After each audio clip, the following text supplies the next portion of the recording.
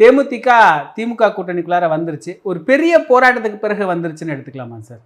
அப்படி பெரிய போராட்டம்னா அவங்களுக்குள்ள ஒரு யாரை எந்த கூட்டணியில் சேருவது, எதிர்காலத்தை எப்படி தேமுதிகவினுடைய எதிர்காலம் எப்படி நிர்ணயிக்கப்பட போகிறது. அவங்க தொண்டர்களோட ஏகப்பட்ட மாநாடுகள்லாம் நடத்தி அடுத்த நிலையில் சரியான ஒரு முடிவு எடுத்தால் தான் எதிர்காலம் தேமுதிக எதிர்காலம் என்ற ஒரு கன்ஃபியூஷனில் இருந்தாங்க. அவங்க எந்த கூட்டணியில் சேர்ந்தால் சரியாக வரும். ஏன்னா பல்வேறு தவறான முடிவுகள் எடுக்கப்பட்டு திரு கேப்டன் விஜயகாந்த் அவர்களது உடல்நலமும் பாதிக்கப்பட்டு தேமுதிக ஒரு சரிவை சந்தித்து இருக்கக்கூடிய நேரம் அது. அப்போ இந்த தேர்தல் ஒரு முக்கியமான தேர்தல் அவர்களை பொறுத்தவரை.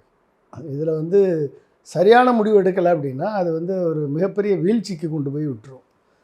8% வாக்குகளை வாங்கி 10 அதிமுகவோட கூட்டணி சேர்ந்து 10% வாங்கி 12% வரைக்கும் போய் எதிர்க்கட்சி தலைவராக 29 எம்எல்ஏக்களை வைத்து எதிர்க்கட்சி தலைவர் அது எதிர்க்கட்சி தலைவர் பதவியும் போய் கட்சியிலிருந்து எம்எல்ஏக்களும் போய் வர வேண்டிய ஒரு சூழல் ஏற்பட்டுவிட்டு